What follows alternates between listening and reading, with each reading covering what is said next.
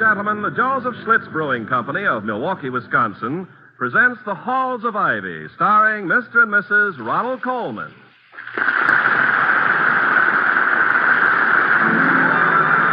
I was curious. I tasted it. Now I know why Schlitz is the largest selling beer in America. No wonder it's the beer that made Milwaukee famous. If you like good beer, you'll find it pays to be curious and learn about Schlitz for yourself. And now, The Halls of Ivy.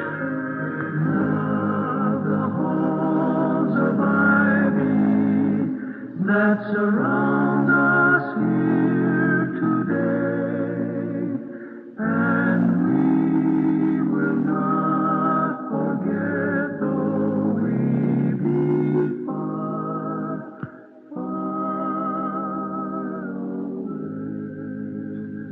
Welcome again to Ivy. Ivy College, that is, in the town of Ivy, USA. It's a quiet day, a day of contentment, if not fulfillment. Even the flies muffle their buzz in respect to the general repose. But judge not according to the appearance.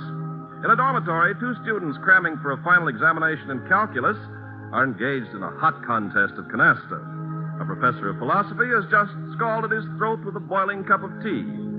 And in the tranquil home of Ivy's president, Dr. William Todhunter Hall, his wife Victoria, erstwhile leading actress of the London stage, is pacing the floor as though waiting for a first night curtain. Toddy, is that you? Hello, darling. Am I late? No, but I just couldn't wait for you to get back today. Well, why today more than any other day? Because I have something for you that I think you've wanted for a long time. Has there ever been a moment that you haven't had everything I've wanted for a long time? Here you are.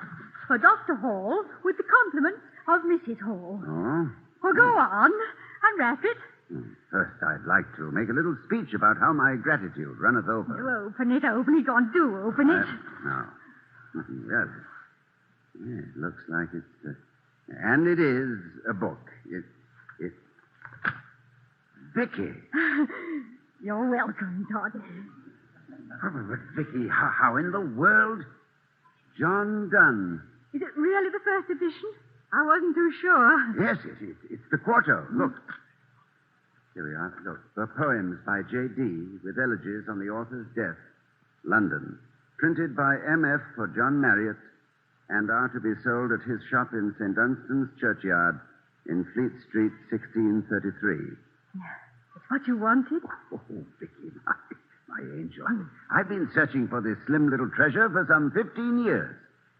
I've accumulated enough dust from bookshelves both sides of the Atlantic to fill up the Pacific.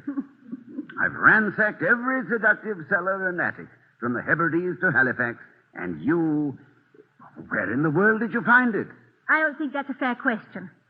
Why not? Don't you know, darling, that every woman must have at least one secret to be a woman? It's a hangover. I see. So it's none of my business. All right. Wheresoever, howsoever, and howsoever much I will thankfully receive. Forgive me, my darling. I haven't even kissed you for it. I'm entirely and everlastingly indebted.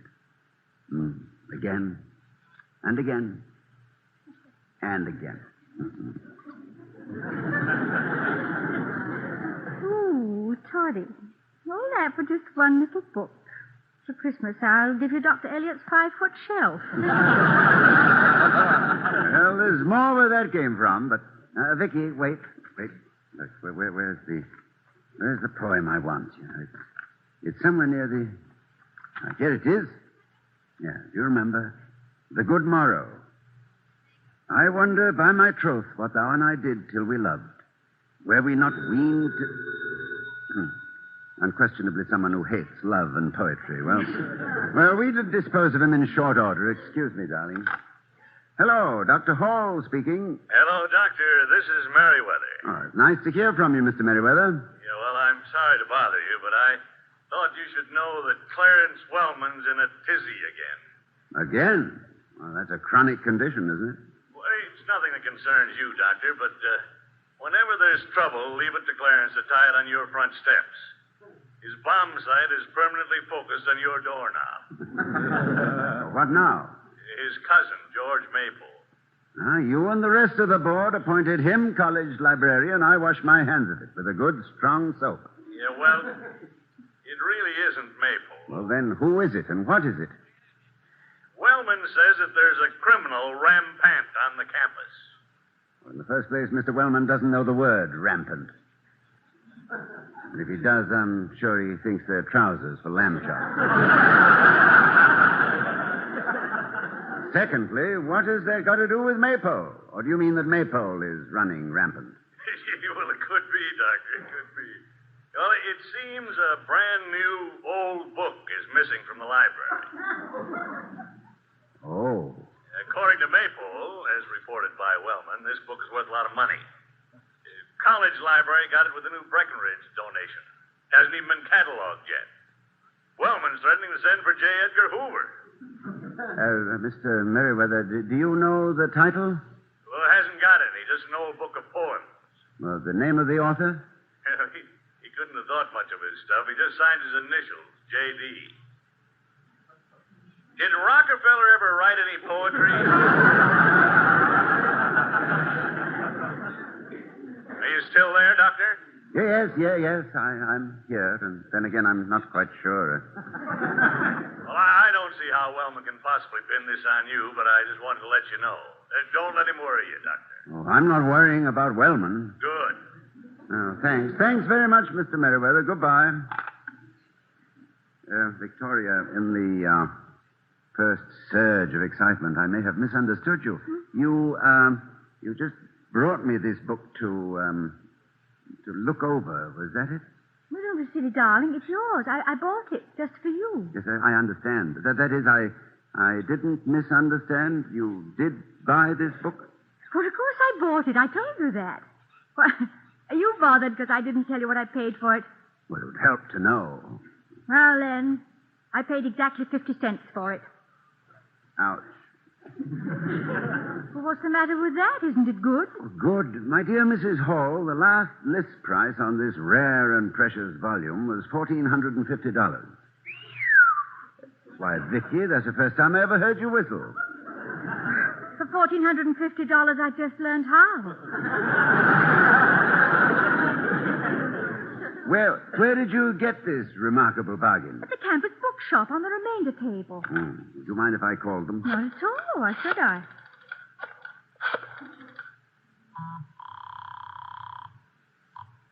Campus bookshop. Epsom speaking. This is Dr. Hall. Oh, good afternoon, Dr. Hall. May I help you? I hope so. I'm calling in reference to a first edition of poems by John Donne. Oh, my gosh. Pardon me, Dr. Hall, but that's all I've been hearing all day. Between Mr. Wellman and the Maypole, you think I stole that book. They've been on the phone every 5 minutes since noon. Now they're even threatening to search my shop. I see. Then you've never had it in your store? Oh, heavens, no. Not that I wouldn't have loved it for myself. And I know how much you've always wanted, Dr. Hall. Yes, I have. Oh, you must feel very badly about all this. Yes, I do. Well, for your sake, I hope they find the book. For my sake? Oh, yes. Well, thank you very much, Miss Remsen. Goodbye.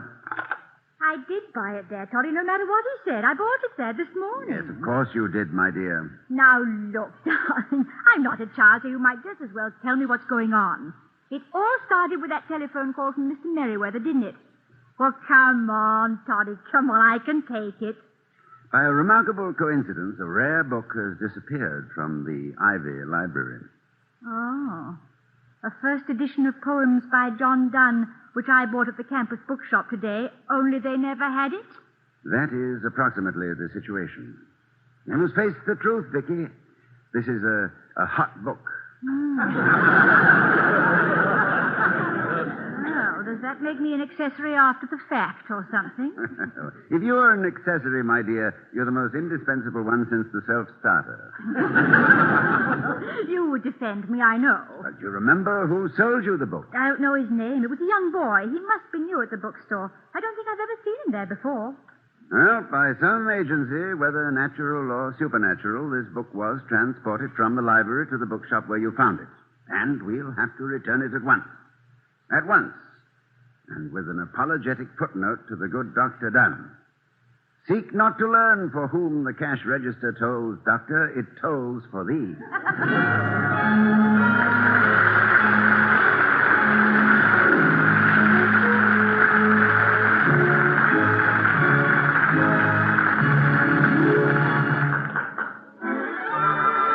I was curious. I tasted it. Now I know why Schlitz is the largest selling beer in America. No wonder it's the beer that made Milwaukee famous. We'll return to the Halls of Ivy, starring Mr. and Mrs. Ronald Colman, in just a moment. But first, let's hear how one man turned an idle moment into an ideal experience. Well, I'm a member of that large fraternity, the Tired Businessmen of America. It's not a club. Anybody can get in it, although there are certain qualifications. Take mine. I've worked hard all my life, haven't had a vacation in 5 years. And my wife keeps telling me I don't know how to take it easy. And she's right, of course. Or at least she was. Things have been different the last few weeks. Lately, when I get home from the shop, I've been finding a bottle of Schlitz beer next to my favorite chair. That's the little woman's subtle way of getting me to slow down. And by George, it works, too. I remember the first night she put out the Schlitz beer for me. I came home after a pretty rugged day with everybody wanting their orders at once and 4 of my men home ill. I was dead tired, and you don't know how good that bottle of Schlitz looked to me right then. I sat down in the chair, kicked off my shoes, and put on my slippers, and then poured myself a tall glass with a good collar on it. I took a man-sized swallow and then leaned back and let that fine Schlitz flavor roll around on my tongue. Well, if I hadn't known that Schlitz was the largest selling beer in America, I'd have known that it deserved to be. And by the way, if you want to see a picture of a man who knows how to ease up and enjoy himself, drop around my place before dinner some evening. I'll be sitting there with my bottle of Schlitz. There'll be one for you. And you can join me in saying, no wonder they call Schlitz the beer that made Milwaukee famous.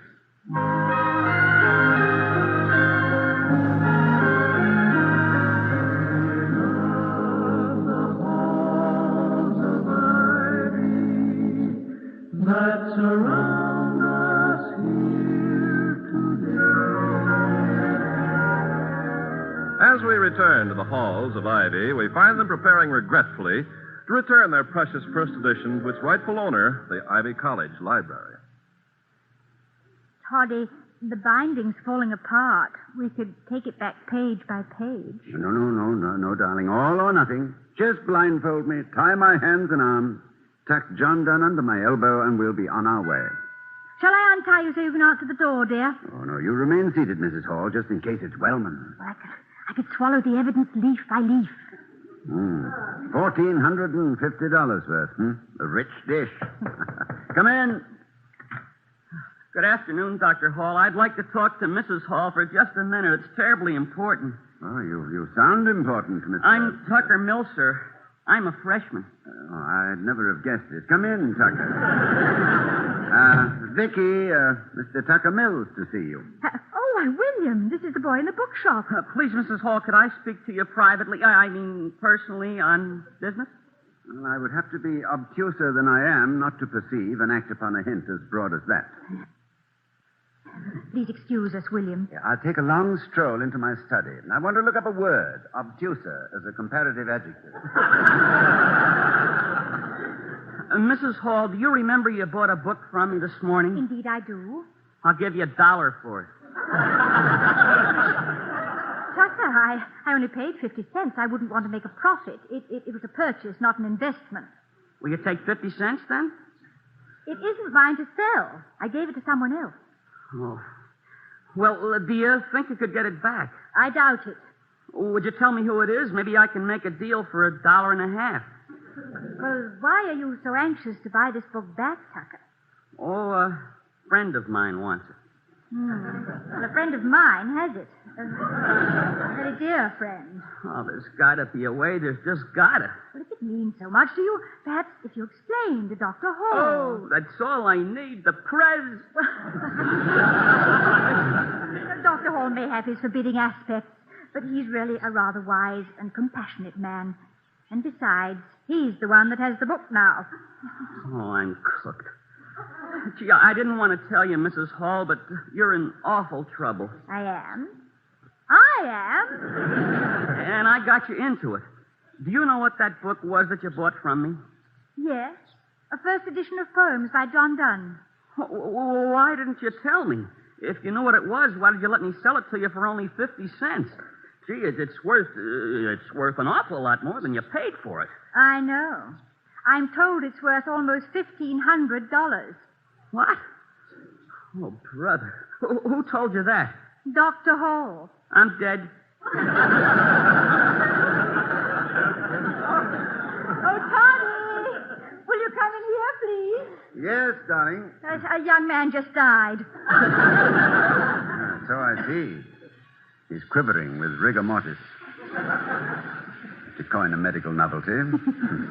Dr. Hall, I didn't do a thing, but now I've got you all into a mess, and I wish I'd never taken that darn job. Now, sit down. Vicky, would you scare up a snack for Tucker? Sure, he looks a little weak. Vitamin's coming right up. Now, go ahead, Tucker. What were you saying?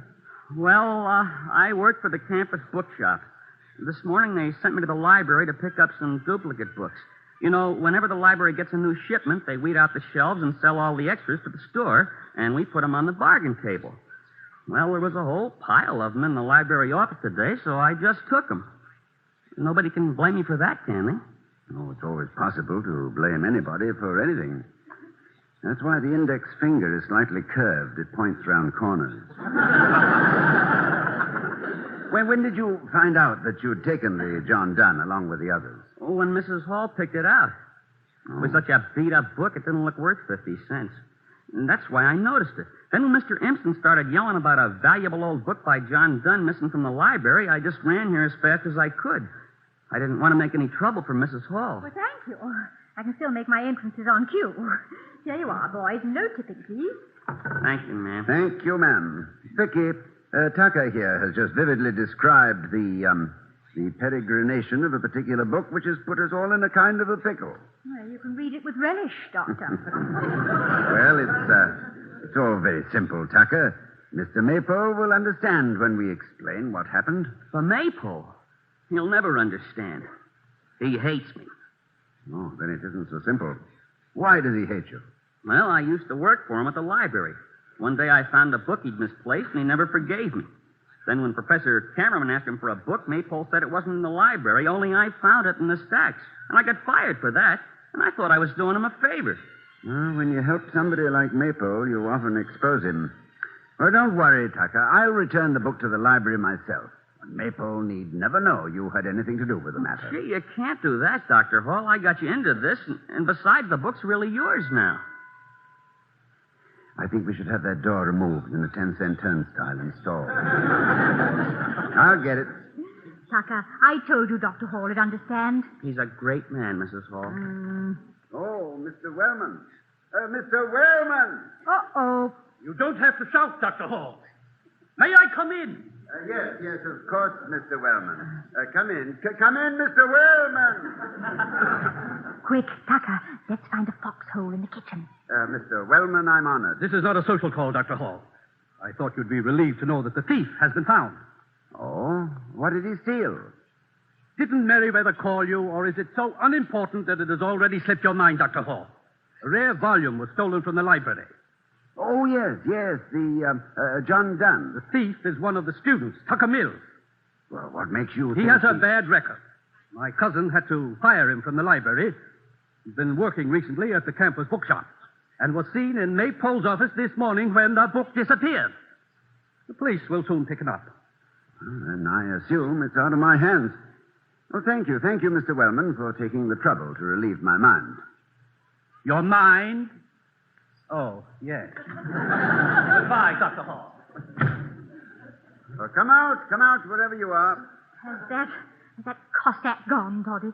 Come on, Tucker. The coast's clear. Weather still cloudy. Small storm ahead, I'm afraid.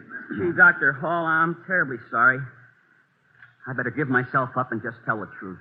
Oh, I believe in the truth, too, Tucker, but if Wellman and Maypole have their way, and they must have it to clear up Maypole's blunder, You'd have your day in court, and I've no doubt that justice would eventually prevail. But in the meantime, what about your term papers? Your final examinations? You'll miss all of that. Who's going to make up for it? For all of truth, you'll still pay a penalty, and that would be very unfair. Gee, Doctor, and besides that, I'm causing you an awful lot of trouble. Oh, you weren't the cause, Tucker, but you could be the innocent victim. And you will be unless we find a way to silence Wellman and Maypole.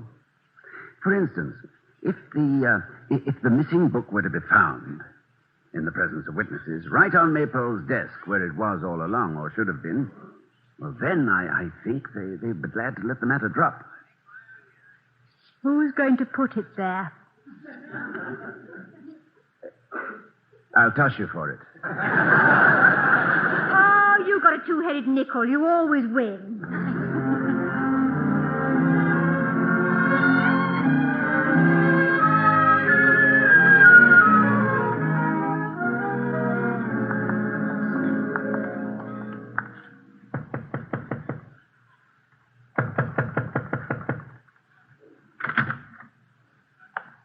Not a maypole in sight. We're in luck. Put the book on his desk. Quick. It's done. Excelsior. Never mind, dear. I'll keep looking for another one, and someday I'll find it. Maybe at an old rummage sale or at a cut-rate drugstore somewhere. You know, Vicky, so often the end of a search is the beginning of disillusion. But I remember one occasion when it was the beginning of everything. When was that? Oh, not too many years ago in London. I, usually so full of words, in an excess of adoration, sought another voice. I rushed you to the British Museum library, found the volume I wanted, so that another might speak my heart for me. You remember the quiet of that library as I read to you from John Donne? I wonder by my troth what thou and I did till we loved. William, do you always part your hair on the right side? Yes. Shall I start over? And does the iris in your eyes always flash little sparks? No. I don't think so. I'm sorry, darling. Go on. I wonder by my troth what thou and I did till we loved. Were we not weaned till then, but sucked on country pleasures childishly? Or snorted we in the seven sleepers' den? 'Twas so. But this all pleasures fancies be. If ever any beauty I did see, which I desired and got, 'twas but a dream of thee. And now, good morrow to our waking souls, which watch not one another out of fear. For love, all love of other sights controls, and makes one little room an everywhere. Makes one little room and everywhere. Excuse me, sir. If you two are going to make a commotion, you'll have to leave this library. Oh, my good man, are you calling love a commotion? Who is speaking of love, sir? What else is there to speak of, sir? And if you insist on making a commotion about love... Toddy, I'd love to make that kind of a commotion if you could drag yourself back from wherever you are. And wherever it is, I'd like to be there, too. You always are, my dear. Dr. Hall. Ah, Mrs. Hall. Mr. Maypole. Oh, I'm sorry I wasn't here in my office to greet you. I left for a moment to check with the police department. Oh, are you on probation for something, Mr. Maypole? Of course not. You know what has happened? Well, I've heard disturbing rumors that you lost a very valuable book from the Breckenridge collection. Lost? Lost, indeed. Dr. Hall, it was stolen. What was stolen, Mr. Maypole? A first edition of John Donne. I thought you knew. John Donne? I saw it here a minute ago. Where was it? Here we are. You mean this? What? Dr. Hall, where did you get this book? Why, I just picked it up from your desk here. It wasn't there. It couldn't have been. I tore this place apart. I know it wasn't there. In fact, I know who took it. Couldn't you have made a mistake, Mr. Maypole? I never make a mistake. I know who had this book. Oh. Then you knew I had it. You? I bought it. You? I bought it for Dr. Hall for 50 cents. 50 cents?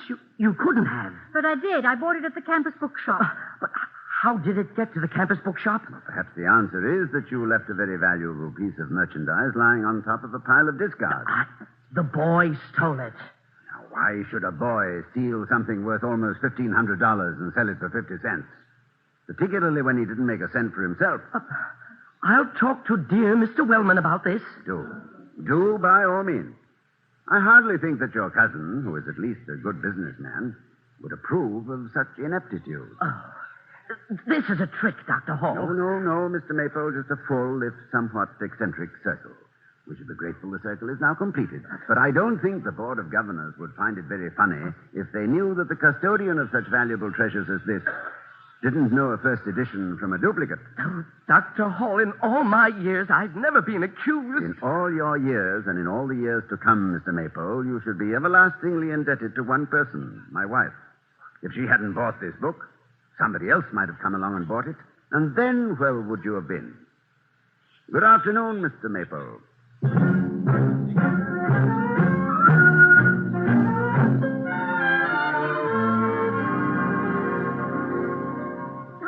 Magnificent. But didn't you switch our plans around a little? Why, you told Maypole the real story. He didn't deserve to know the truth. I couldn't help myself, darling. I'm a lazy man, and I've always found the truth so much less effort than evasion. You know, sometimes Vicky. What is it? Something awful has happened. We've got to go back to the library. But, Toddy, are you all right? What is it? George Maypole owes you 50 cents.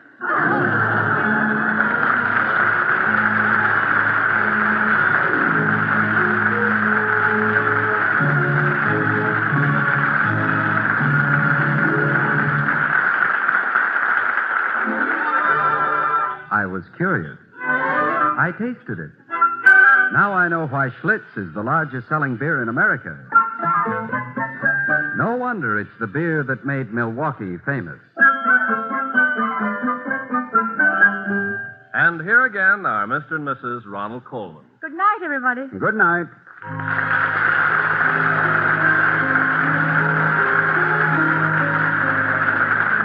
Be sure to see Ronald Colman's latest picture, Champagne for Caesar. We'll be seeing you next week at this time at the Halls of Ivy, starring Mr. and Mrs. Ronald Colman. Friends, Look magazine, now on the newsstands, carries a wonderful story about Mr. and Mrs. Ronald Colman and the Halls of Ivy. It's called Ronald Colman Becomes a College President. When you read it and see the interesting pictures, you'll know why the Colmans fit so convincingly the roles of Dr. Hall and the charming Vicky. That's Look magazine on the stands now. Other players in our cast tonight were Willard Waterman, Herbert Butterfield, Rolfe Sedan, Sidney Miller, and William Tracy. Tonight's script was written by Barbara and Milton Merlin and Don Quinn. The Halls of Ivy was created by Don Quinn, directed by Nat Wolf, and presented by the Joseph Schlitz Brewing Company of Milwaukee, Wisconsin. Ken Carpenter speaking.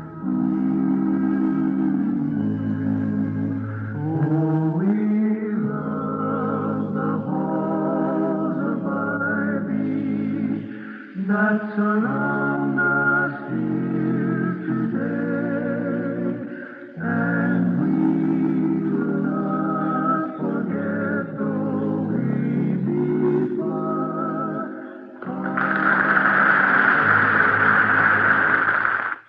Coming up, it's the Great Gildersleeve on NBC.